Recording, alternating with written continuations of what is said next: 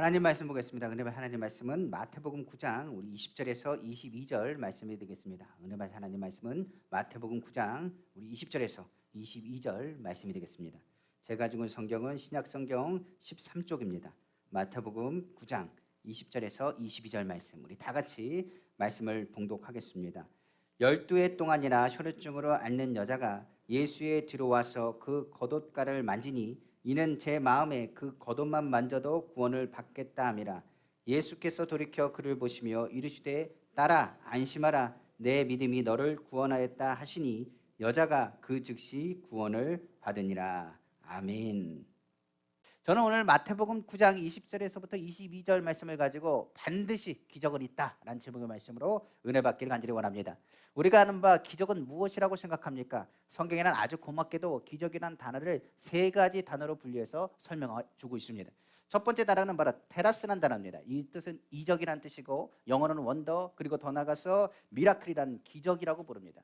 이것은 우리가 아는 바 사람의 노력이나 사람의 능력을 초월해서 일어난 일들을 향해서 말할 때 우리는 항상 기적이다라고 표현하는 것을 확인할 수 있습니다. 그러니까 우리의 경험과 우리의 지식, 한계를 넘어서 초월적인 일이 일어났을 때 우리는 기적이다라고 외친다는 사실입니다. 이런 부분을 생각하면 성경에서 이런 이야기들이 너무 많습니다. 죽은 자가 살아났다, 우리는 그 이야기도 기적이다 말합니다. 그리고 불치병에 치료받았다, 안진뱅이가 일어났다, 소경이 눈을 떴다, 그런 거 얘기할 때 우리는 기적이다, 이적이다라고 표현하는 것을 알 수 있습니다. 그런데 여기서 우리가 또 한번 볼 수 있는 것은 이러한 일들은 성경에서만 일어난 일이 아닙니다. 오늘날에도 이러한 일들을 일어났다는 것을 들을 수가 있습니다. 그러니까 오늘날에도 하나님의 역사가 나타나고 기적은 있다는 사실입니다. 그 외에도 불치병에 걸린 사람, 주변에 많은 사람, 죽은 줄 알았는데 살아난 사람, 어떤 사람은 불치병에서 치료받아서 간증하는 이야기들을 우리는 종종 듣게 되는 것입니다. 우리 교회도 이런 기적적인 일들이 많이 있었습니다.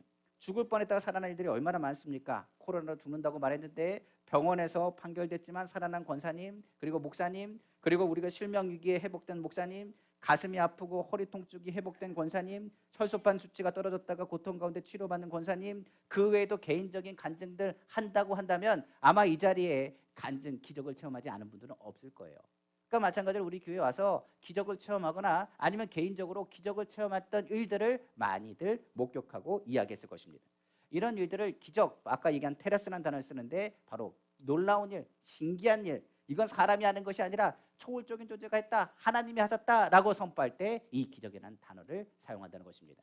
두 번째 기적이라는 단어는 뭘로 쓰느냐? 우리도 잘 아는 단어입니다. 바로 두나미스라는 단어입니다. 두나미스는 우리가 아는 것처럼 헬라어로 능력이라는 뜻이고 바로 파워라는 뜻이며 하나님의 성령이 그랬을 때 바로 두나미스, 하나님의 능력이 임했다는 것을 표현하고요 사용되는 말입니다. 그러니까 기적은 하나님의 능력이다, 두나미스다라고 선포하고 있는 거예요. 그러니까 하나님의 능력, 하나님의 파워, 하나님의 권세가 병든 자를 치료하고 눌린 자에게 자유함을 주었다. 그러므로 보이지 않는 하나님의 능력이 나타나 그 능력을 깨닫는 것, 그것 또한 기적의 이야기라고 표현합니다. 그러니까 두나미스, 바로 오순절 성령이 임했을 때 두나미스, 즉 하나님의 능력과 권세가 임하여지고 앉은 바가 일어나고 하나님의 역사가 나타나서 하나님이 하셨다는 것을 깨달아 알아 선포하는 것. 그러니까 구체적으로 기적이라는 단어가 사람이 할 수 없는 초월적인 존재, 더 구체적으로 얘기하면 두나미스, 이것은 하나님의 능력이다라고 선포하는 것이 바로 두나미스라는 단어의 뜻이 될 수 있는 것입니다.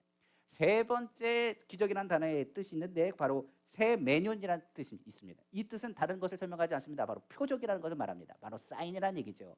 그러니까 우리가 기적을 일어나는 데는 기적의 이유가 있다는 겁니다. 그러니까 표적이라는 것은 사인이 있어요. 그러니까 말씀을 들으면 말씀에 깊은 의미가 있다는 것입니다.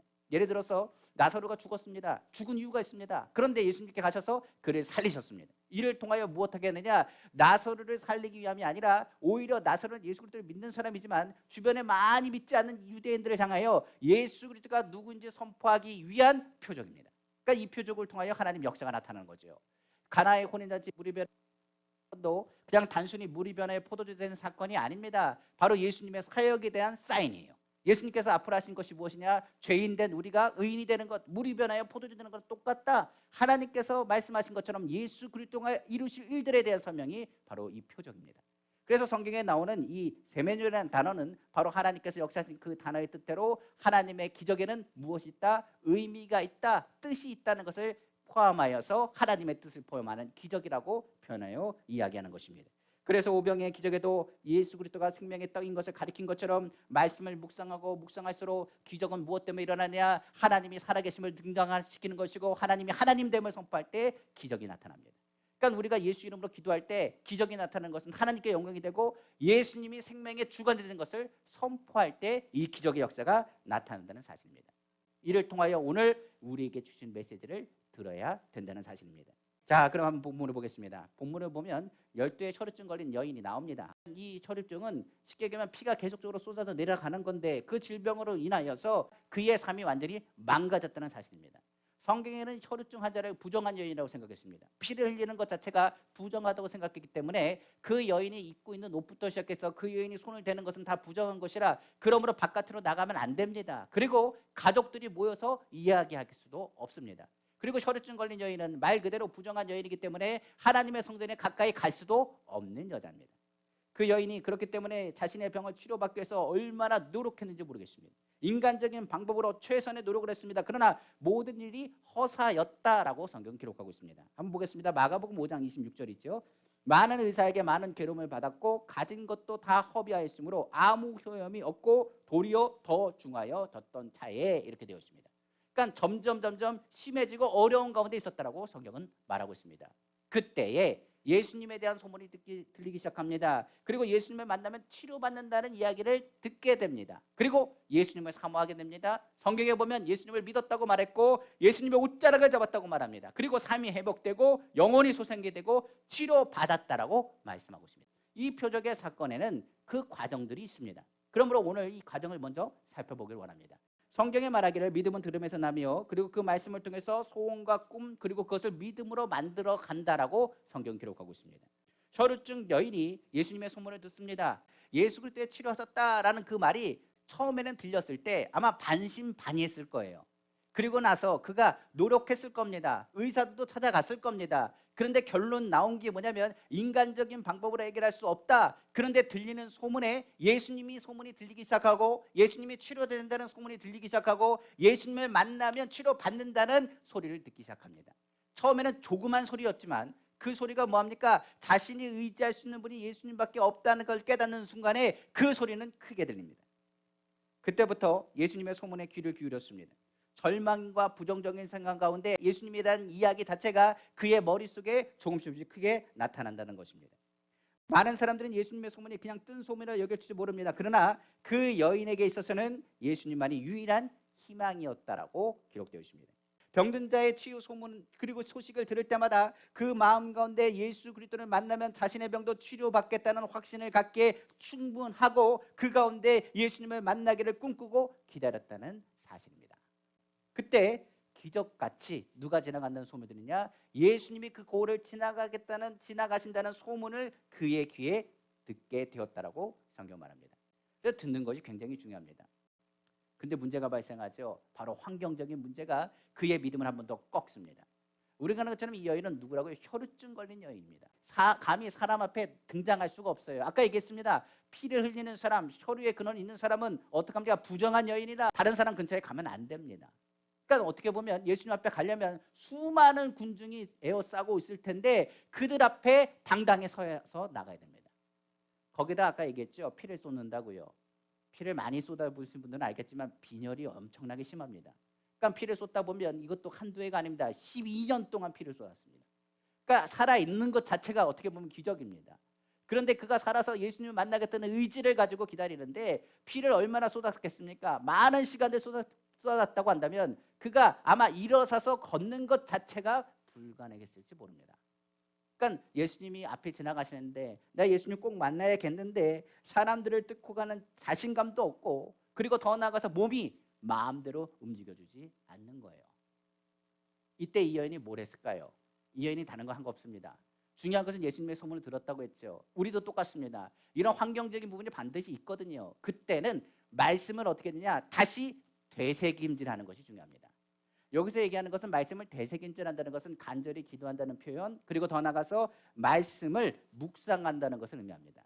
그러니까 자꾸만 부정적인 생각이 들어오고 어려움이 다가오면 그때마다 뭘 하는 게 중요하느냐? 계속 말씀을 묵상하는 것이 중요하다는 사실입니다. 그러니까 이 여인에게는 누구에 대한 것을 묵상했을까요? 예수님에 대한 이야기를 계속 묵상하고 묵상했을 것입니다. 육체적으로 힘들고 심리적으로도 고통이 있습니다. 굉장한 용기를 가져서 사람을 뚫고 지나가고 싶은데 그 용기도 없고 병이 오래돼서 체력도 바닥이고 자신감도 바닥입니다. 그런데 예수님 앞에는 가야 되겠습니다. 그런 주의 말씀을 묵상하는 거예요. 하나님 말씀을 왜 묵상하면 중요하냐면 그렇습니다. 부정적인 생각이 사라집니다. 희한한 것은 하나님의 말씀은 생각을 바꿉니다. 되새김질하면 할수록 정말 놀랍게도 부정적인 고백이 사라지기 시작한다는 사실이에요. 묵상은요, 우리의 고백이 아닙니다. 우리가 아는 것처럼 우리의 이야기가 아니라 주님이 우리의 삶 가운데 역사하시는 이야기가 묵상이에요. 그러니까 믿음의 간절한 고백, 그 묵상을 통하여 뭐합니까? 이 여인은 용기를 가졌다는 사실입니다. 믿음을 다시 회복한 거예요. 우리가 성경을 보면 이런 말입니다. 주님, 나는 못합니다. 그런데 주님의 말씀을 묵상하니 할 수 있거든요. 무슨 말이냐? 믿는 자에게 능치 못할 일이 없느니라. 내게 능력자는 내가 모든 것 할 수 있습니다. 그러므로 나는 못합니다. 그런데 주님이 나와 함께 하시면 나는 합니다. 이게 묵상이에요. 성경에서 보면 나는 부족합니다. 말씀을 묵상해 보니 뭐라고 하느냐? 여호와는 나의 목자시니 내게 부족함이 없습니다.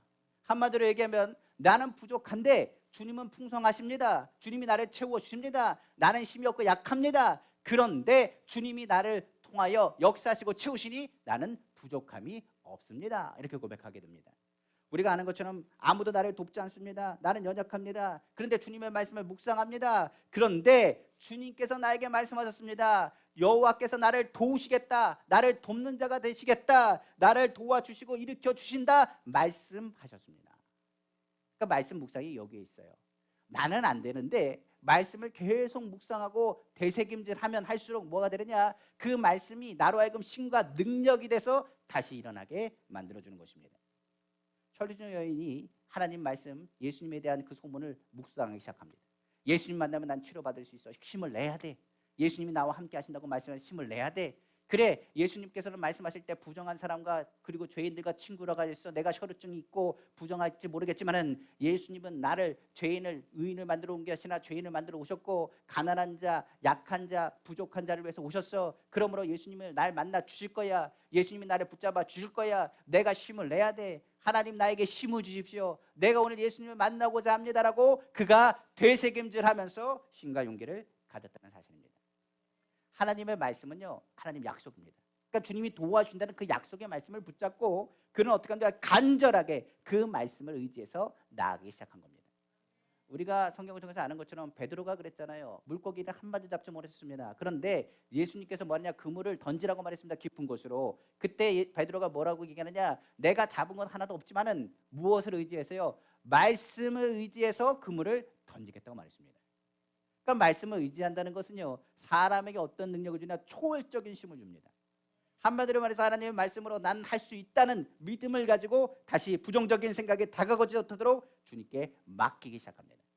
이제 혈루증 걸린 여인, 누구보다 자신의 상황을 잘 알 겁니다. 현실에 불가능하고 혈루증 여인, 그가 부정할 뿐만 아니라 그가 피를 많이 쏟아서 지금 빈혈기부터 시작해 어려운 것, 그 부정적인 생각들이 끊임없이 그의 생각을 사로잡았을 겁니다. 그런데 호흡을 다시 가다듬습니다. 그리고 숨을 쉬기 시작합니다. 그리고 출발합니다. 한 사람을 뚫고 두 사람을 뚫고 지나갑니다.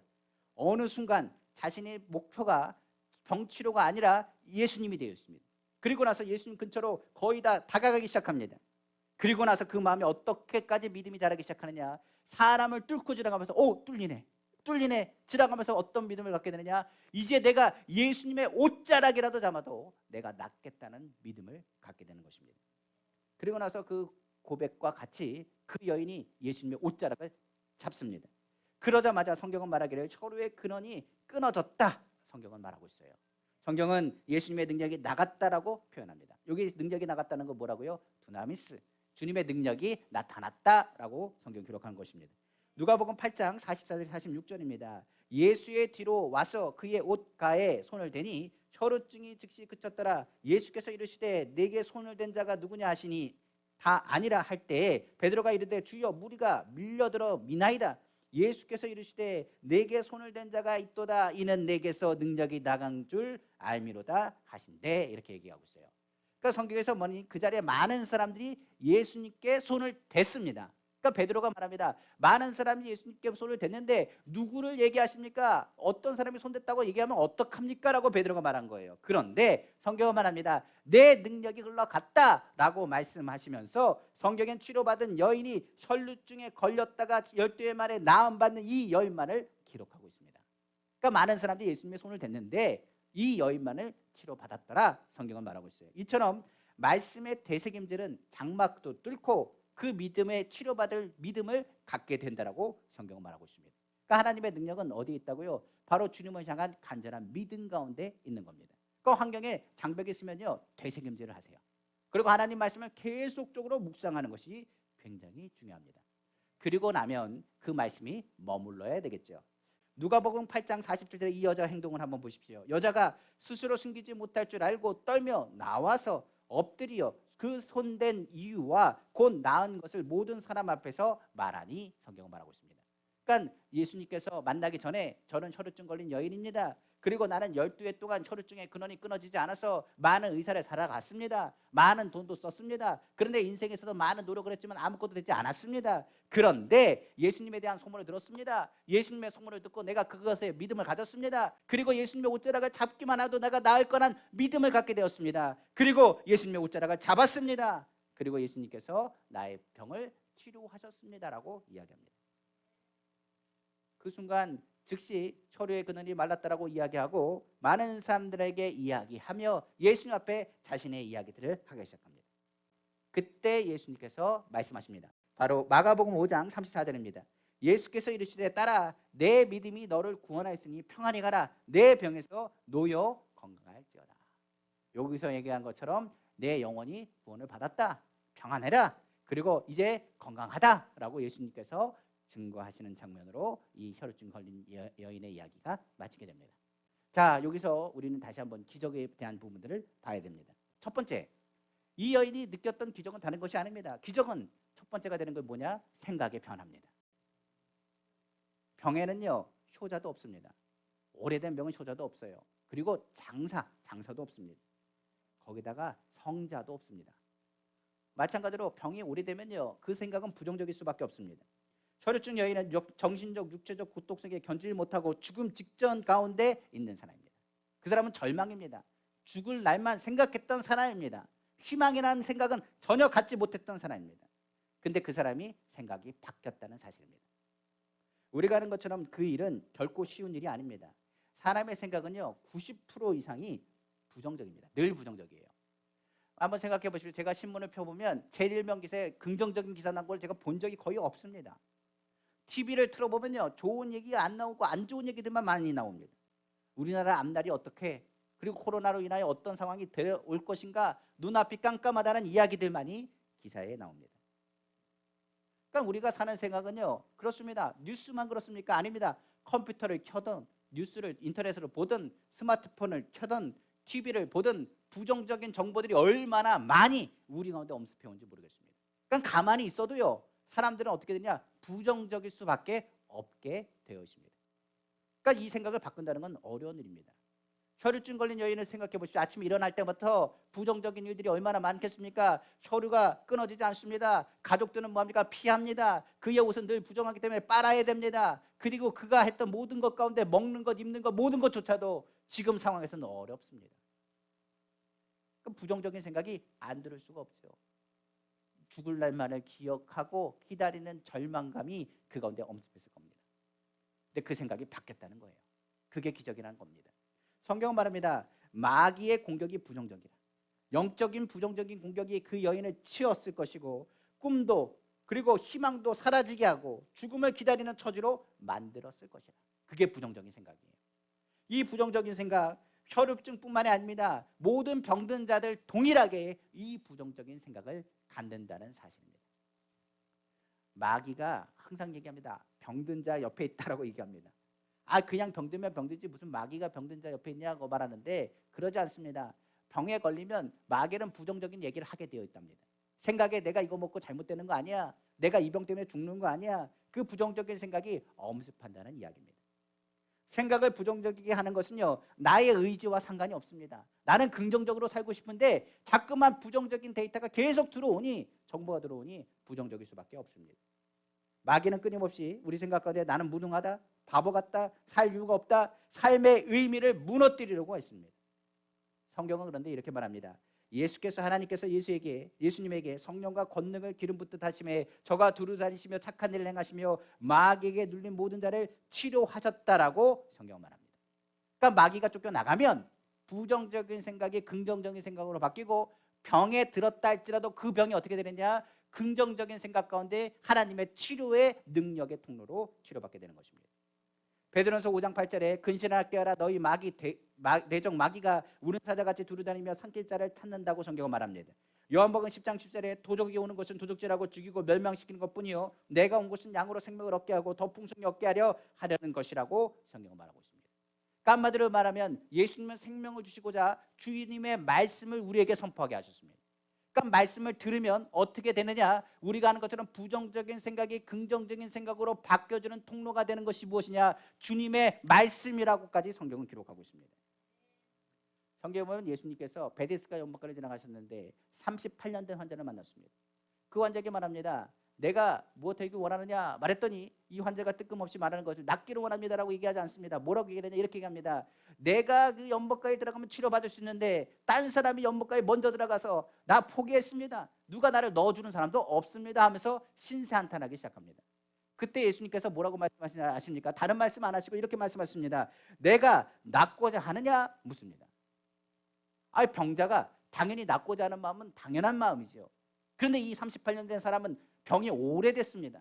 그러니까 그 생각에는 낫는 것은 생각도 못하고 절망 가운데 있는 사람이고 원망과 불평으로 가득 탔다는 것을 확인할 수 있습니다.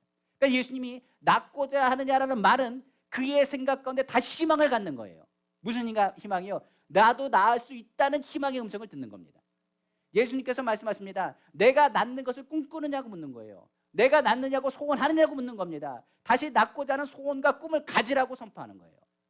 그러니까 예수님이 낫고자 하느냐, 내가 낫는 것을 바라보느냐, 내가 낫는 것을 꿈꾸느냐, 내가 낫는 것을 통하여 꿈꾸고 믿음을 갖기를 원한다라고 예수님께서 말씀하시니 그 사람이 쳐다봅니다. 그리고 그 사람이 생각했을 거예요. 어떤 생각을 할까요? 낫고자 하느냐, 나았을 때 난 이렇게 할 거야. 옛날에 38년 전에 생각했던 그 생각, 잊어버렸던 생각들이 떠올랐을 것입니다. 그리고 나서 예수님의 낫고자 하는 그 말이 그 마음 가운데 소원으로 자리 잡게 되는 것입니다. 그때 예수님께서 말씀하십니다. 너희 자리를 들고 일어나 걸어가라 말씀하십니다. 그리고 나서 그 사람이 38년 된 환자가 자기는 한 번도 생각하지 못했습니다. 일어날 거 생각도 못했습니다. 일어나서 뭐합니까? 들 것을 가지고 이동하는 모습들이 성경에 기록되어 있습니다.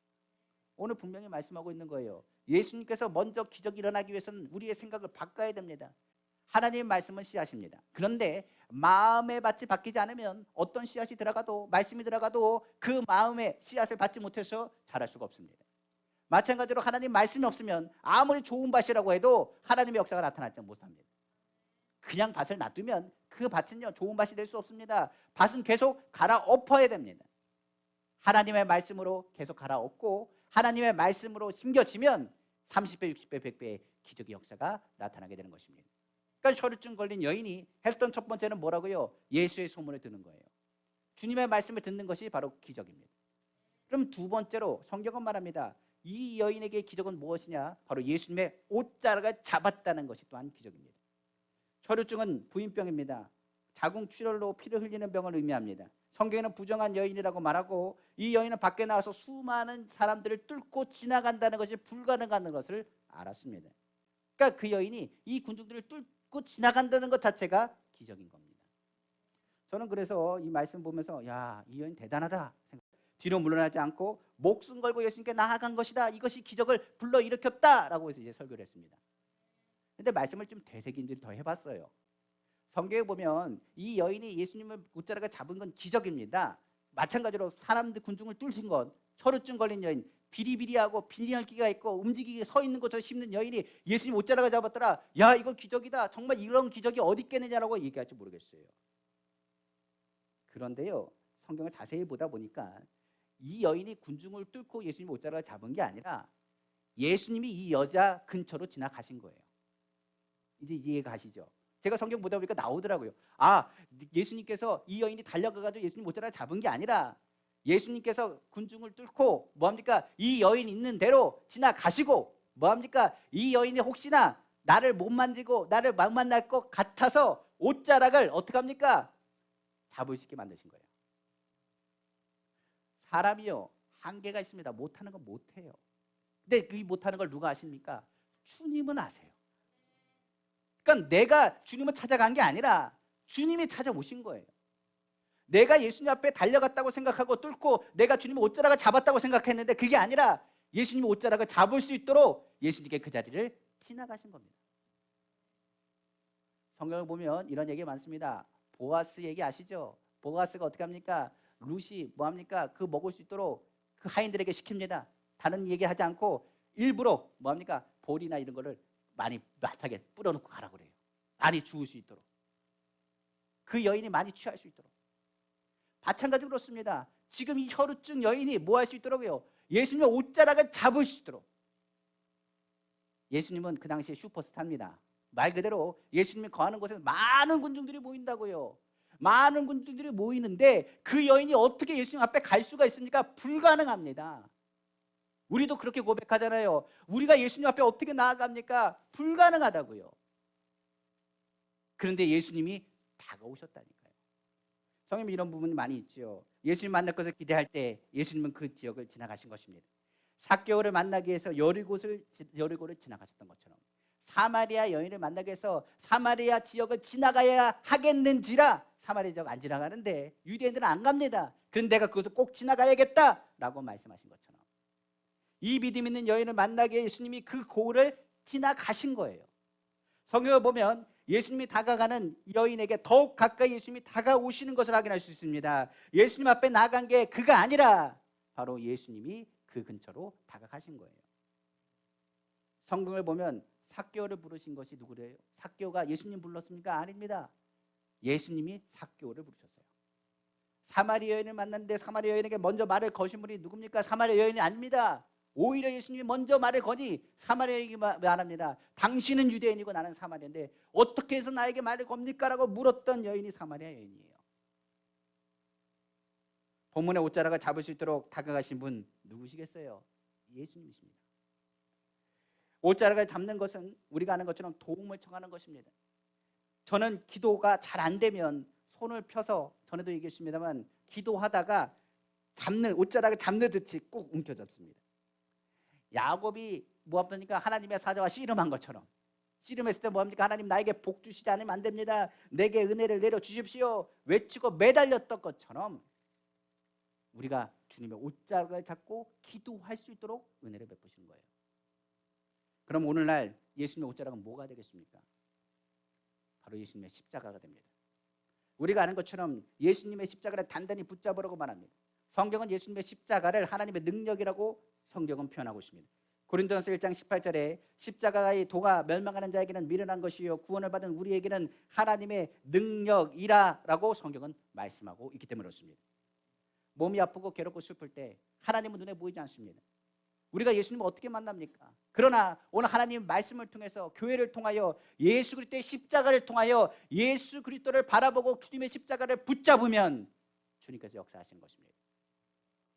성경에 보면 출애굽기에 어떤 일이 일어나느냐, 출애굽했던 이스라엘 민족들이 원망 불평을 하다 보니까 민수기에 보니까 하나님께서 불뱀을 풀어 놓으셨습니다. 그 불뱀에 물린 자마다 다 죽을 수밖에 없는 고통과 아픔을 갖고 죽어가고 있으니 모세가 하나님께 기도합니다. 기도할 때 뭐라고 하느냐, 장대 위에 노뱀을 매달려라. 그걸 보면 살리라고 말했습니다. 그리고 많은 사람들이 하나님은 눈에 보이지 않지만은 이 노뱀을 바라보고 하나님의 말씀에 순종하고 그 노뱀을 바라보니 그들의 병과 그들의 물렸던 노뱀의 독이 사라지고 그가 생명을 얻고 다시 살아나게 됩니다. 오늘 주님 말씀하십니다. 예수님의 십자가를 붙잡는 것을 넘어서서 바라보기만 해도 주님께서 뭐라고 말씀하신다고요? 치료하신다고 말씀하신 것입니다. 예수 그리스도의 십자가에 주님의 생명이 흘러가는 것입니다. 그러니까 그 여인이 옷자락을 잡았더라. 오늘 이 시간에 옷자락을 잡듯이 우리가 예수 그리스도의 십자가를 바라보기만 하면 주님의 역사와 생명이 우리 가운데 흘러가는 거예요. 옷자락만 잡아도 우리에게 뭐가 필요하겠습니까? 낫겠다는 믿음이 필요한 것입니다. 우리가 할 수 있는 것대로 최선을 다하십시오. 우리가 주님 앞에 다가가는 것이 아니라 주님이 우리 앞에 다가오시는 것입니다. 그리고 우리가 주님의 옷자락을 잡는 게 아니라 주님께서 우리에게 옷자락을 보여주시는 것입니다. 우리가 십자가를 바라보면 주님께서 우리를 향해서 행하신 모든 일들을 깨달아 알게 되는 것입니다. 두 번째 기적은 뭐라고요? 옷자루가 잡는 거예요. 오늘 우리는 주님의 십자가를 단단히 붙잡기를 다시 한번 주님으로 축원합니다.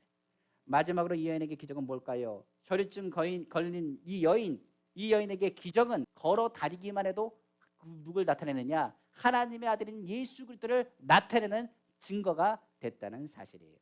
마태복음 4장 23절 24절입니다. 예수께서 온 갈릴리에 두루다니사 그들의 회당에서 가르치시며 천국 복음을 전파하시며 백성 중에 모든 병과 모든 약한 것을 고치시니 그의 소문이 온 수리아에 퍼진지라 사람들이 모든 앓는 자 곧 각종 병에 걸려서 고통당하는 자 귀신 들린 자 간질하는 자 중풍병자를 데려오니 그들을 고치시더라.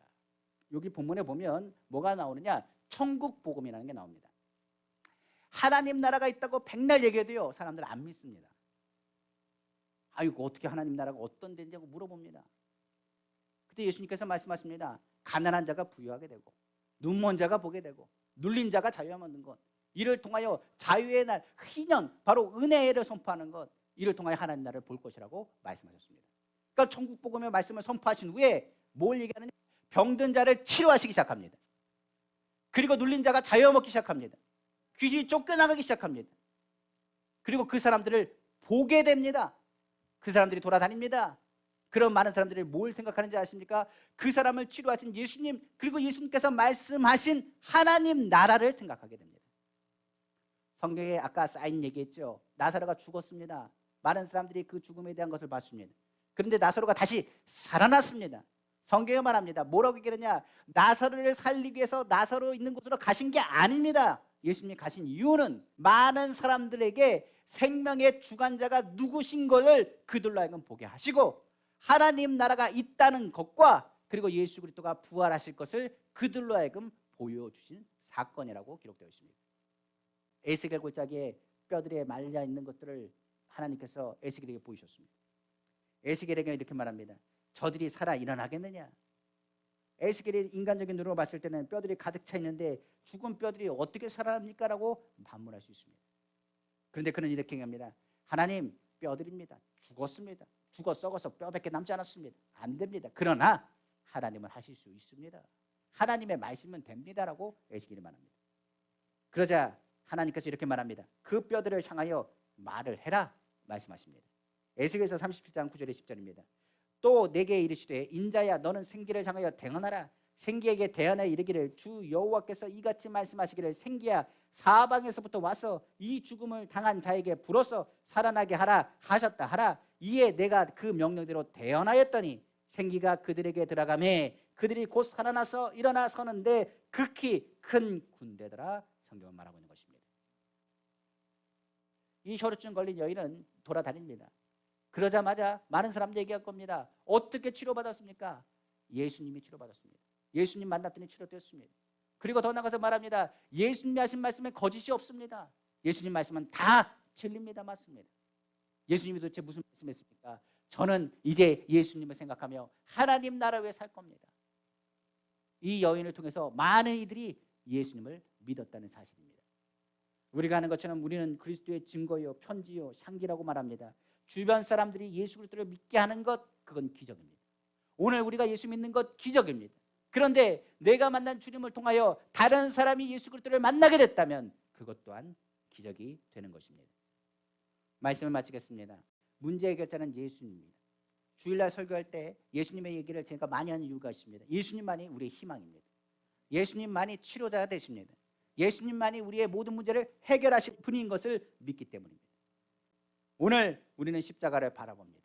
바라보기만 해도 내 죄를 용서받고 하나님의 자녀가 되었으며 영혼이 잘되고 범사가 잘되고 강건한 하나님의 은혜가 우리 가운데 있다는 것을 믿음으로 선포하기를 다시 한번 주님의 이름으로 축원합니다. 오늘 우리 성도님의 삶 가운데 반드시 기적은 있습니다. 우리 삶 가운데 풍성한 기적을 체험하길 원하고 그 기적의 하나님을 만나시는 오늘 우리 성도님 다 되시기를 다시 한번 주님의 이름으로 축원합니다. 기도하겠습니다.